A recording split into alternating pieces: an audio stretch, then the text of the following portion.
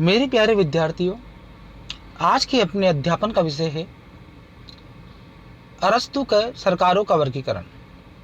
इसे शासन का वर्गीकरण, राज्य का वर्गीकरण, संविधानों का वर्गीकरण या शासकों के वर्गीकरण के नाम से जाना जाता है। अरस्तु ने अपनी प्रसिद्ध पुस्तक पॉलिटिक्स के अध्याय 3 और 4 में राज्य, सरकारों, संविधानों का एक व्यवस्थित, क्रमबद्ध और वैज्ञानिक वर्गीकरण प्रस्तुत किया और वर्तमान समय के अंदर इस वर्गीकरण को शेष वर्गीकरणों में सम्मिलित किया जाता है। अरस्तु ने हजारों वर्ष पूर्व ही एक ऐसा वर्गीकरण हमारे समक्ष प्रस्तुत कर दिया था जो ये हमें बतलाता है कि किस राज्य में किस तरह की शासन प्रणाली है। अरस्तु ने उन संविधानों का सूक्ष्म स्तर पर अध्ययन किया और ये जाना कि किस सरकार राज्य के अंदर अगर शासन का उद्देश्य कैसा होगा तो सरकार का स्वरूप कैसा होगा, और साथ ही संविधानों में जो वर्गीकरण जो परिवर्तन होता है उसके कारण क्या है। अरस्तु प्रथम ऐसे विचारक थे जिन्होंने ऐसा वैज्ञानिक सिद्धांत प्रस्तुत किया। अरस्तु ने अपनी प्रसिद्ध पुस्तक पॉलिटिक्स में संविधान का अर्थ बतलाते हुए कहा कि संविधान एक जीवन पद्धति है, संविधान जीने का तरीका है जिसका उद्देश्य ये देखना है कि राज्य का आधार क्या है, राज्य का स्वरूप क्या है, और राज्य के अंदर जो शासक वर्ग के अधीनस्थ कार्य कर रहे हैं पदाधिकारी, वो सत्ता कैसे प्राप्त करते हैं और उनकी मर्यादाएं क्या हैं और किस सीमा में रहकर वो कार्य करते हैं, और राज्य का जो अंतिम शक्ति है, शक्ति का स्रोत है, वो क्या है, कौन है और कैसे है। उन्होंने ये बतलाया कि राज्य का उद्देश्य क्या है और किस तरह से वो कार्य करता है, यानी राज्य का सार क्या है। इस प्रकार हम देखते हैं कि अरस्तु ने संविधान की एक विस्तृत और वैज्ञानिक परिभाषा दी है। अरस्तु की इस परिभाषा का अध्ययन करने के बाद हम संविधानों के वर्गीकरण की कुछ विशेषताएं देखने को मिलेगी जो निम्न है। पहली, संविधान राज्य के स्वरूप को स्पष्ट करता है कि राज्य का स्वरूप क्या है। ये स्पष्ट करता है कि राज्य क्या राजतंत्र है, क्या निरंकुश तंत्र है, क्या लोकतंत्र है, क्या कुलीन तंत्र है, क्या गुणतंत्र है या फिर पॉलिटी है। ये बतलाता है कि राज्य का स्वरूप क्या है, कि राज्य के अंदर किस प्रकार की शासन प्रणाली है और राज्य के अंदर किस प्रकार से राज्य करता है और उसके क्या कार्य है और उसके क्या कर्तव्य हैं। दूसरा उद्देश्य, दूसरी विशेषता, ये पद, सोपान और शक्ति विभाजन के स्वरूप को स्पष्ट करता है। संविधानों का जो वर्गीकरण है अरस्तु का, वो ये बतलाता है कि संबंधित राज्य के अंदर शक्ति का स्रोत क्या है और साथ ही उन शक्ति का विभाजन शासक और शासित के मध्य किस प्रकार से किया गया है, और राज्य के अंदर जो पदाधिकारी हैं उनके क्या दायित्व हैं, क्या कार्य हैं, क्या उद्देश्य हैं और उनकी कार्य करने की सीमाएं क्या हैं। यह वर्गीकरण ये भी बतलाता है कि संप्रभुता शक्ति का स्रोत क्या है। राज्य की जो सर्वोच्च शक्ति है, संप्रभुता शक्ति, वो किन हाथों में निहित है, वो कहाँ से उत्पन्न होती है। क्या वो जनता में निहित है, क्या वो संविधान में निहित है, क्या वो राजा में निहित है या कुछ लोगों के गुटों में निहित है।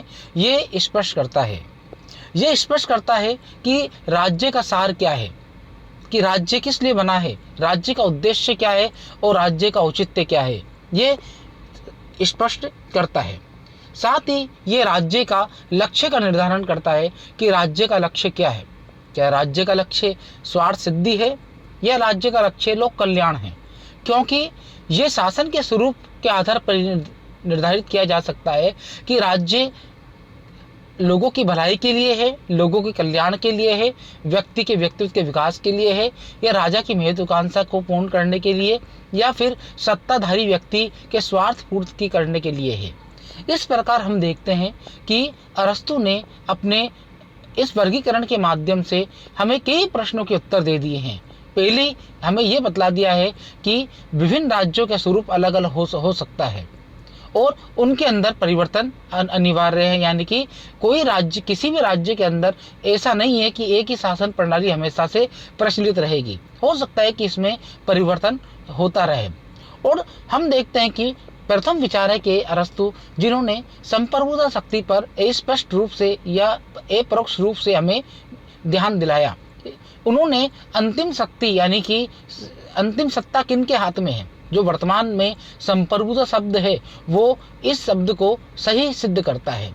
और साथ ही हम देखते हैं कि वो पद सोपान के सिद्धांत के का भी प्रतिपादन करता है कि पद सोपान क्या है, शक्ति का विभाजन संवैधानिक पदाधिकारियों और राजा के मध्य या संविधान के मध्य किस प्रकार से है। अरस्तु ने अपनी पुस्तक के अंदर 6 प्रकार के राज्यों का विवरण दिया है। अब उन्होंने अपने सिद्धांत के द्वारा बतलाया है कि संपूर्ण विश्व के अंदर 6 प्रकार की शासन प्रणालियां देखने को मिल सकती है। राजतंत्र, निरंकुश तंत्र, कुलीन तंत्र, गुटतंत्र, पॉलिटी और लोकतंत्र। लेकिन इसका आधार क्या है? अरस्तु इस प्रश्न का उत्तर देते हुए कहता है कि 2 आधारों पर हम देख सकते हैं कि किस राज्य में कौन सी शासन प्रणाली है। पहला शासकों की संख्या के आधार पर और दूसरा शासन के उद्देश्य के आधार पर। शासकों की संख्या, अगर शासकों की संख्या 1 है तो वो राजतंत्र हो सकता है या निरंकुश तंत्र हो सकता है। अगर शासन की संख्या कुछ है तो कुलीन तंत्र हो सकता है या गुटतंत्र हो सकता है। यदि शासन की संख्या या शासन को चुनने वालों की संख्या बहुत अधिक है तो वो पॉलिटी या लोकतंत्र हो सकता है। हमारे स्क्रीनशॉट में जो ये नोट्स हैं उसमें जो शासन के वर्गीकरण के बारे में मैंने आपको बतलाया है उससे हम एकदम स्पष्ट रूप से देख सकते हैं, क्योंकि अरस्तु 3 आधारों पर शासक या संविधानों के वर्गीकरण की बात करता है। जन्म, धन और संख्या। जन्म के आधार पर यानी कि जब राजा ज्येष्ठ उत्तराधिकार के नियम के आधार पर कार्य करता है कि उसकी मृत्यु के बाद उसका ज्येष्ठ पुत्र गद्दी पर बैठेगा तो स्वाभाविक रूप से वो राजतंत्र कहलाता है। अगर धन, हम देखते हैं कि अगर शासन की शक्ति जो है अमीरों के हाथों में है तो हम देखते हैं कि वो गुटतंत्र या कुलीन तंत्र कहलाएगा। संख्या बल के आधार, यानी अगर शासन का या राज्य का जो स्वरूप है वो शक्ति जो है वो कई लोगों के हाथों में है, जनता के हाथ में है और वो शासक को चुनती है तो इसका मतलब कह सकते हैं कि वो पॉलिटी है या लोकतंत्र है। अगर हम नोट्स को ध्यान से देखें तो उसमें देखते हैं कि शासन के वर्गीकरण के बारे में बतलाया गया है कि शासकों की संख्या और शासन का उद्देश्य। अरस्तु के वर्गीकरण को 2 आधारों पर आसानी से समझ सकते हैं। शासकों की संख्या, जब शासकों की संख्या 1 हो और शासन का उद्देश्य श्रेष्ठ हो, शुद्ध हो, यानी कि लोक कल्याण या जनता का कल्याण करना हो, तो हम देखते हैं कि वो राजतंत्र कहलाएगा। क्योंकि राजतंत्र में हमेशा राजा का जो उद्देश्य है वो श्रेष्ठ उद्देश्य होता है, क्योंकि वो कई सीमाओं से बंधा हुआ रहता है और इसलिए कार्य करता है कि व्यक्ति के व्यक्तित्व का विकास कर सके और अपने राज्य के लोगों को जो है अधिक से अधिक कल्याणकारी कार्य कर उनके श्रेष्ठ जीवन की ओर अग्रसर ले जा सके। अगर यही उद्देश्य विकृत हो जाए, स्वार्थ पर प्रेरित हो जाए, तो निरंकुश तंत्र कहलाएगा। यानी ये शासन की संख्या तो एक है राज्य के अंदर, लेकिन उसका उद्देश्य व्यक्ति का विकास करना नहीं, राज्य का विकास करना नहीं, अपितु छल कपट पर आधारित स्वयं के स्वार्थ की सिद्धि करना या महत्वाकांक्षा का विकास करना हो, तो ऐसा राजा हमेशा अपने राज्य का विस्तार करेगा, अपने राज को उसको बढ़ने का प्रयास करेगा और जनता पर अत्याचार करेगा और उसका उद्देश्य नागरिकों का व्यक्तित्व का विकास ना करके केवल अपना ही स्वार्थ सिद्ध करना होता है। इस प्रकार हम देखते हैं कि शासक की संख्या 1 है, लेकिन अगर उद्देश्य अच्छा है, कल्याणकारी है तो राजतंत्र है, और अगर उद्देश्य कल्याणकारी नहीं है तो वो निरंकुश तंत्र है। प्लेटो दूसरा बतलाता है, तीसरा शासन का प्रकार बतलाता है कुलीन तंत्र। प्लेटो ये कहता है कि जब शासकों की संख्या कुछ हो और शासन का उद्देश्य श्रेष्ठ हो, अच्छा हो, यानी कि शासन कुछ बुद्धिमान लोगों के हाथों में हो और वो जब शासन करे तो उसे कुलीन तंत्र का शासन कहते हैं। कुलीन तंत्र में सत्ता एक व्यक्ति के हाथ में ना होकर के कुछ व्यक्ति या कुछ व्यक्तियों के समूह के हाथ में होती है, और जिनका उद्देश्य ये है कि वो ये देखे कि किस प्रकार से हम कल्याणकारी योजनाएं लोगों के लिए बना सके, किस प्रकार से राज्य का विकास किया जा सके, और किस प्रकार से हम व्यक्ति के व्यक्तित्व का विकास कर सकें। अगर हम देखते हैं कि शासन की संख्या तो कुछ है, लेकिन उसका उद्देश्य परिवर्तित हो जाए और उद्देश्य उसका विकृत हो जाए, भ्रष्ट हो जाए, स्वार्थी हो जाए, तो वो जो कुलीन तंत्र है वो अल्पतंत्र या गुट तंत्र में बदल जाता है। और इसका जो उद्देश्य है वो हमेशा सत्ता लोलुपता को प्राप्त करना, अपने महत्वाकांक्षा को प्राप्त करना होता है। इस प्रकार हम देखते हैं कि शासकों की संख्या अगर कुछ हो तो श्रेष्ठ उद्देश्य के आधार पर वो शासन कुलीन तंत्र कहलाएगा, और अश्रेष्ठ उद्देश्य अर्थात कपट आधारित या स्वार्थ आधारित या भ्रष्ट आधारित सिद्धांत के आधार पर वो गुट तंत्र या अल्पतंत्र कहलाएगा। अगर शासकों की संख्या बहुत हो तो ऐसा शासन, अगर शासन का उद्देश्य श्रेष्ठ है तो पॉलिटी कहलाएगा, और शासन का उद्देश्य अगर श्रेष्ठ ना होकर के, जनता के कल्याण के लिए ना होकर के स्वार्थ पर आधारित हो, वो लोकतंत्र कहलाएगा। अरस्तु पॉलिटी पर विस्तार से बात करता है और इसे राज्य का सबसे श्रेष्ठ रूप या सरकार का सबसे अच्छा रूप बतलाता है, क्योंकि इसमें सत्ता सभी व्यक्ति के हाथों में नहीं होती है, क्योंकि शासक को जो चुनने का अधिकार है वो कुछ लोगों को ही प्राप्त है। जो बुद्धिमान है, जो श्रेष्ठ है, जो कुलीन है, उन लोगों को यह अधिकार देता है, और वो मिलकर एक ऐसे शासन का निर्वाचन करते हैं या ऐसे शासक को चुनते हैं जिसका उद्देश्य लोक कल्याण हो और राज्य का विकास हो। लेकिन अगर यही उद्देश्य भ्रष्ट हो जाए, अगर यही उद्देश्य बदलकर स्वार्थ पर आधारित हो जाए, तो हम देखते हैं कि प्रजातंत्र कहलाएगा। अरस्तु कहता है कि जब शासक को चुनने का अधिकार राज्य की समस्त जनता को दे दिया जाए, तो हम देखते हैं कि अयोग्य, पागल, बुजुर्ग, बच्चे, अगर इनके हाथों में शासक चुनने का अधिकार आ जाएगा, अपराधियों के हाथों में शासक चुनने का अधिकार आ जाएगा, तो हम देखते हैं कि अज्ञानी और अपराधी और अयोग्य व्यक्ति बुद्धिमान शासक को चुनने की अपेक्षा अयोग्य शासक को चुन सकते हैं, और उसका परिणाम ये होगा कि राज्य की जो भागदौड़ है वो अयोग्य व्यक्ति के हाथों में जा सकती है। इसलिए हम देखते हैं कि लोकतंत्र को वो शासन का श्रेष्ठ रूप नहीं कहता है। इस प्रकार हमने देखा कि अरस्तु का जो राज्यों का जो वर्गीकरण है, शासन का वर्गीकरण है, संविधानों का जो वर्गीकरण है, उसका उद्देश्य ये जानना है कि राज्य का स्वरूप क्या है और राज्य के अंदर किस तरह की शासन प्रणाली है, और शासक का उद्देश्य क्या है, क्या लोक कल्याणकारी है या फिर वो अलोक कल्याणकारी है। अरस्तु ने अपनी पुस्तक पॉलिटिक्स में संविधानों के वर्गीकरण को प्रस्तुत करते हुए एक संविधानों का चक्रीय सिद्धांत का प्रतिपादन भी किया। उन्होंने ये बतलाया कि प्रत्येक राज्य के अंदर बारी बारी से, क्रम से शासन के स्वरूप में परिवर्तन होता रहता है।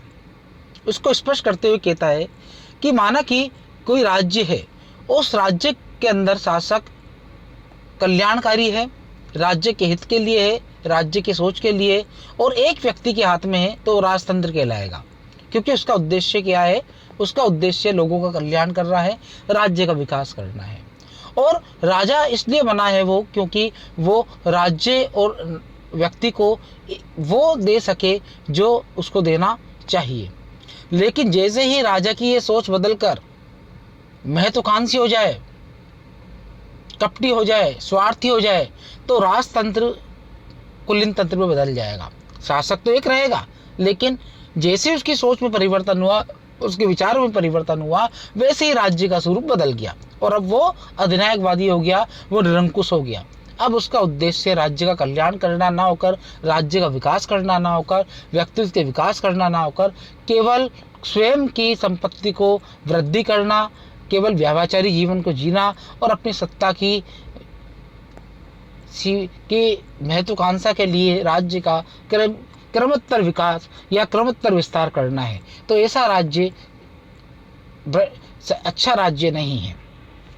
और प्लेटो कहता है कि जैसे ही हम देखते हैं कि राजा निरंकुश हो जाता है, अत्याचारी हो जाता है, तो उसके अत्याचार से जो जनता है वो त्राहिमाम हो जाती है, अब वो उसको हटाना चाहती है। तो हम देखते हैं कि कुछ बुद्धिमान, कुछ योग्य व्यक्ति, कुछ कुलीन व्यक्ति आगे आते हैं और उस आंदोलन की बागडोर संभालते हैं और शासक को हटा देते हैं। क्योंकि यह आंदोलन इसलिए हुआ क्योंकि राज्य का उद्देश्य नेक किया जा सके, शासन को जनता के प्रति उत्तरदायी बनाया जा सके।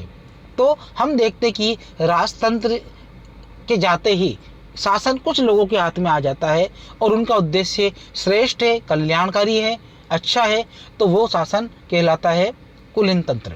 लेकिन जैसे ही कुलीन तंत्र, जिनकी व्यक्तियों के हाथों में शासन है, और उनमें गुट बनना प्रारंभ हो जाए और स्वार्थ आ जाए, महत्वाकांक्षा आ जाए, तो हम देखते हैं कि उनका उद्देश्य भ्रष्ट हो जाता है। उनका उद्देश्य एकदम एक कल्याणकारी हो जाता है। उनका उद्देश्य केवल सत्ता को प्राप्त करना या तख्ता पलट करना रह जाता है। तो हम देखते हैं कि वो कुलीन तंत्र गुट तंत्र में बदल जाता है और ये शासन श्रेष्ठ शासन नहीं है।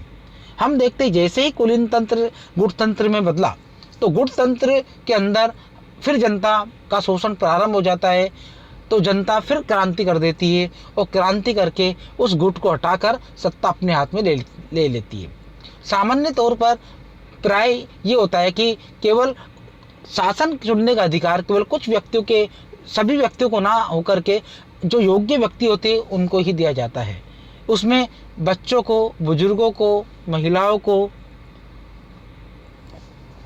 एक कुलीन लोगों को, अपराधियों को, अज्ञानियों को शासन चुनने का अधिकार नहीं होता है। जो श्रेष्ठ गुणों से ओतप्रोत है, यानी जो नागरिक है, अरस्तु ने नागरिक कहता है, जो नागरिक है उन्हें ही शासन चुनने का अधिकार है, तो वो शासन पॉलिटी कहलाता है और अरस्तु इसे ही शासन का सर्वश्रेष्ठ रूप मानता है।